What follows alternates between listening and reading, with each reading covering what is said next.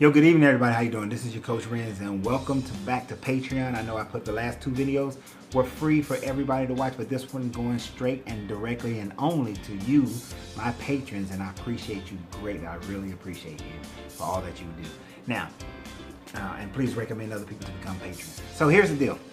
Now we're going to continue with our discussion, our instructions on the Hermetic laws. We've done the law of gender, we've done the laws of mentalism and broken down into 4 parts. Now we're going to move to the law of correspondence. Now the law of correspondence is really something for you to understand as far as coming into a state of being, a state of mind, a way of thinking. It is something that with this understanding, you will be able to understand better the following laws that we will get into as far as the law of polarity, rhythm, cause and effect. So please listen to this over and over again until you really get this in your mind. Now, if you're reading the book, it can be a little confusing and it can be a little boring because of the different planes of existence that it's going to talk about. So I'm going to not try to explain every little plane of existence, but give you the general concept so that when you're reading it, you can go and understand it. And I'm going to give you the more in-depth application of how we need to come into a state of being, a state of mind, a way of thinking, so that we can better use the following laws on other laws, because the law of correspondence is vital. At the very end, if you're reading it, at the very end, it has a statement. And in that statement, we're going to talk that. I'm going to say something about that. Then we'll come back to the beginning. So what it says is that the principle of correspondence manifests in all, for there is a correspondence of harmony and agreement between the several planes. The principle of vibration manifests on all planes. The principle of polarity manifests on all planes for the extreme poles. The principle of rhythm manifests on all planes for the ebb and flow and the movement and the ingoing and the outgoing. The principle of cause and effect manifests on because everything has its cause and everything has its effect. The principle of gender manifests on everything, because in all creation there is the feminine and masculine aspects of creation. So as above, so below is the wording that most people know, the phrase, the axiom that most people know. But I want you guys to know and understand that it all manifests. Everything manifests on all planes. So the law of correspondence is basically giving you the information that you need to get into a state of understanding of all planes, of what the all planes of existence, of material existence, the physical plane, the mental plane, and the spiritual plane. The physical, the mental, and the spiritual. So what it says is the axiom that you've heard before. Many people don't even call it the law of correspondence. They just call it as above, so below, right? Meaning, and in that, this truth is the truth because all that is included in the universe emanates from the same source and the same laws and principles and characteristics apply to each unit or combination of units of activity, as each manifests its own phenomena upon its own plane. So every form of energy, everything in the universe, they manifest at each plane of existence that we're going to talk about. Now there are first 3 great planes. They are the physical plane, the mental plane, and the spiritual plane. And just to give you a brief breakdown of those, the physical plane is a plane where matter, what we call matter, exists. Even though there is energy as well, that we call it matter. We understand it as matter because of where we are in the great mental plane. The great mental plane is the levels of mentality, the levels of consciousness, of thought. And the great spiritual plane is somewhat unknowable to man because of where we are on the mental plane. But where you are on the mental plane will give you the information of understanding the spiritual plane. This is where greater phenomena occur. All right, but you need to understand that there is a blending between all 3. The lowest point of which is undifferentiated matter to the highest point of that of spirit. Everything merges, everything shades one into the other. So we have to understand that all of them will shade and fade. They're not, the great physical plane is over here by itself, the mental plane is by itself, and the spiritual plane are all by themselves, but there are interconnected points, interconnected understandings and physical beings to each one that shades to the other, from the lower of one to the high, well, from the higher of one to the lower of the next, and then so on and so forth. So we need to understand that. And as always, we're coming from the Kabbalion, which is the Hermetic writings based on 3 initiates from the understanding of the Emerald Tablets of Thoth, the mystery schools of Thoth, the Atlantean, Tahuti, Hiru, whichever name you want to go by, Hermes. But we find these teachings in all things. Let's see. So in this plane or place having dimensions, or it is merely a condition or state, we answer no, not a place nor ordinary dimension of space, and yet more than a state or condition, it may be considered as a state or condition, and yet the state or condition is a degree of dimension in a scale of measurement. I know that's a paradox, right? It's not a state, not a condition, not a place, but yet it is a state, and it is a condition, and it is a place. Dimensions, as you know, are measurable areas, measurable space in length, height, width, and breadth. But these things are true, measurable, but also immeasurable. Like, you cannot necessarily measure them. We may exist on what is called the 4th dimensional plane, but the 4th dimensional plane, although we can measure it, if you were on the 5th or 6th dimensional plane, then you will recognize that no dimension is actually measurable. That is all a state of mind, and yet that state is ever progressing and changing. So even the state does not exist, because we are constantly changed. One of the great universal laws is that all things are forever changing. Nothing stays the same. We'll talk more about that when we get into the law of vibration and the law of cause and effect, how those two work together to create the law of change. So don't get stuck on being in a state or a condition or a dimension, but also recognize that it does exist. Remember, in the law of mentalism, we talked about how the hand exists in the material plane, but it doesn't exist in the energy plane. We know it doesn't exist because it is always vibrating, but yet we cannot pass it through walls because we live and exist on this matter plane, and we will feel it, we'll know it, right? So let's keep going here, because everything will be possessed in both the mental and the physical, and that comes from vibration. So as we continue, we should understand that everything has its own plane. Each great plane has minor planes. So the great physical plane has 7 minor planes. And those are the plane of matter A, the plane of matter B, the plane of matter C, the plane of ethereal substance, the plane of matter A, the plane of energy A, the plane of energy B, and the plane of energy C. I know.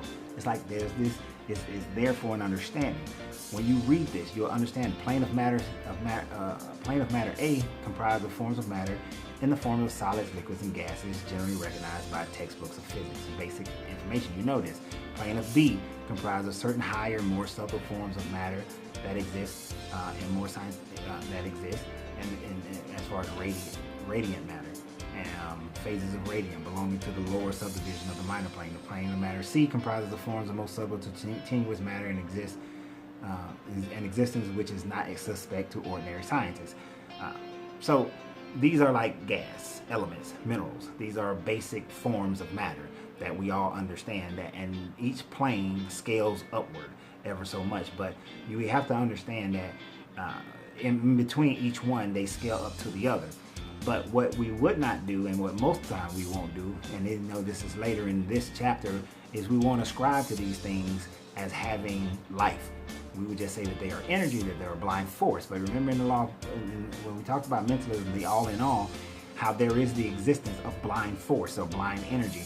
Energy, substance, matter that does not have the same level of consciousness that we do, but there is a level of consciousness that is at work. All right. Now the plane of the ethereal, which is also known as ether, is that connective. It's that connective plane. When we say we want to put something in the ether, put something in the universe, we often refer to this as the universe, because this is that connective plane from the matter plane, from the 3 matter planes into the energy plane, right? So we have the energy A, we have the plane of energy A, which has ordinary energy and subplanes being respectively heat, light, magnetism, electricity, attraction, cohesion, chemical affinity, gravitation.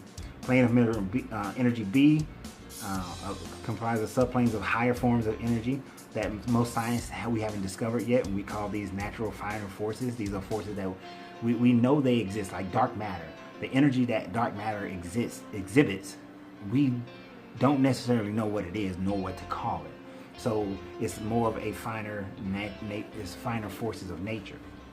And the plane of energy C comprises of subplanes of energy higher, so highly organized that it bears many characteristics of life, but which is not recognized by the minds of men. Being of the spiritual plane alone, such energy is unthinkable to ordinary man. Right? This is also the energy that we may call or refer to as divine power.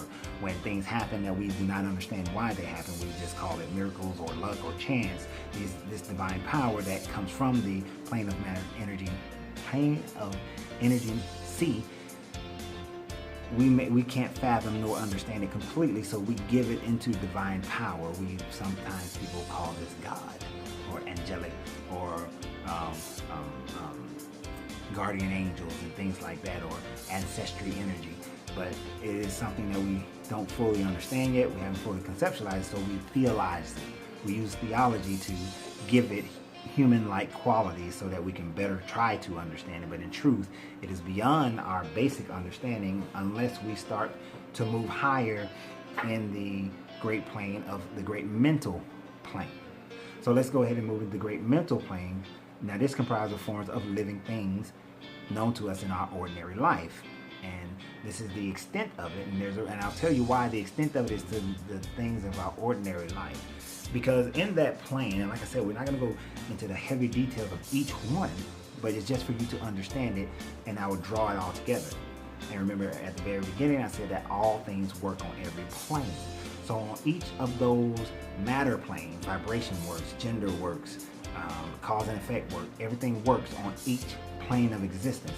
So when you conceptualize the atom, when you conceptualize energy, when you conceptualize divine source, all those things work. Vibration, the pole of the vibration, the amount of vibration determines the pole that you are on, that you are in when it comes to whatever you're dealing with, based on the plane of existence that you're talking with and working with.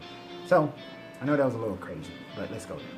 So the great mental planes consist of the plane of mineral mind, the plane of elemental mind A, the plane of plant mind, elemental mind B, animal mind, elemental mind C, and then human mind. Recognize right off the bat that between each mind of mineral, plant, and animal and human, there is an elemental mind.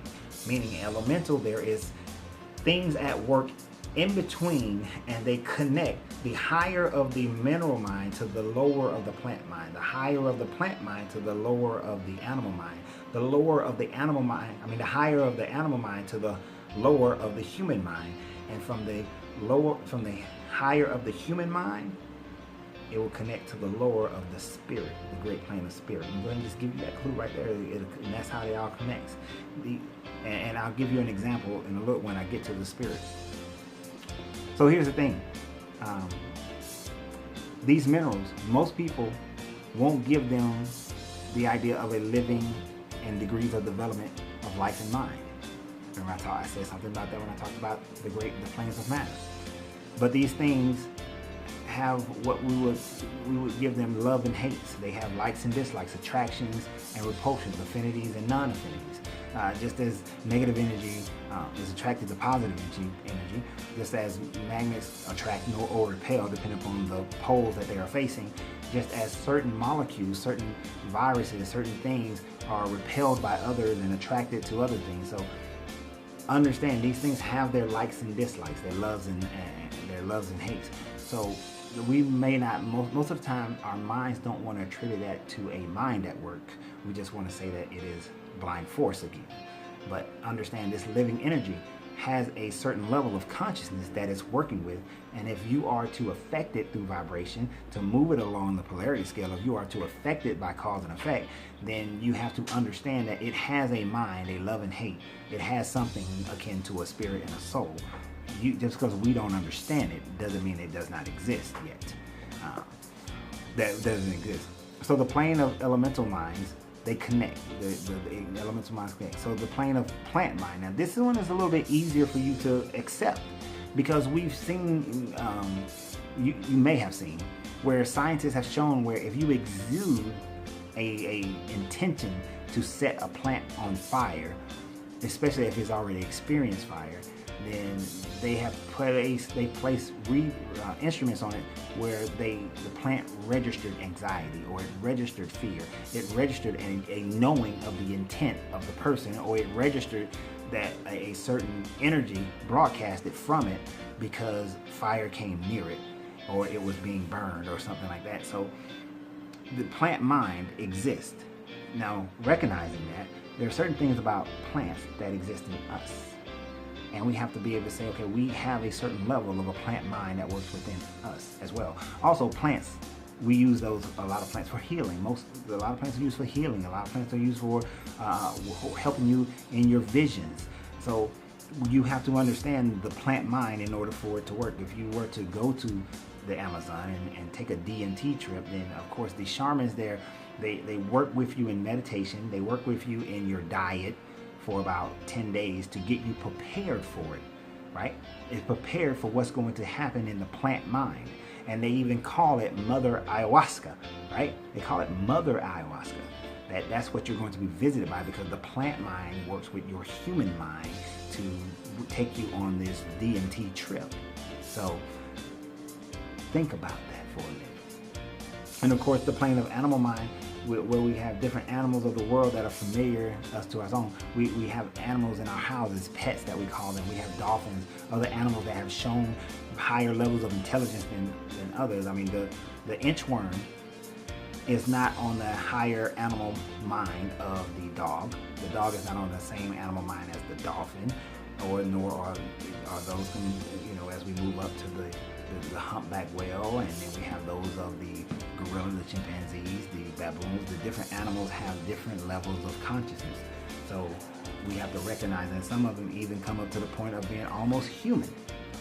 But what mind do we need that we focus on the most? We should be focusing on. That is the plane of human mind. The plane of human mind. The average man of today occupies but the fourth dimension of the plane of human mind. Only the most intelligent have went to the fifth subdivision. But remember that there are those who have raced ahead and they've outstripped everybody else, and there are those who are in the sixth and seventh. We will call these the Superman, and the seventh will be the Overman. We call these the masters, the adept, the people who have come to the realization and understanding of how to use their mental forces to affect the world. Remember I said in the Law of Mentalism how it talked about those who can affect temperature, who can affect the natural things that we can't do. There's a chi master who can set paper on fire just using his chi energy. This is an adept, somebody who has gotten to a point. And what did he do? He hated being recorded. Most of these people don't display their power unless they want it. But remember, all things are on a polarity scale. Good, evil. Good use, bad use. Power, helping society. Control, allowing society to move along naturally. So understand, depending upon the person, it doesn't mean that these things are only known by good people.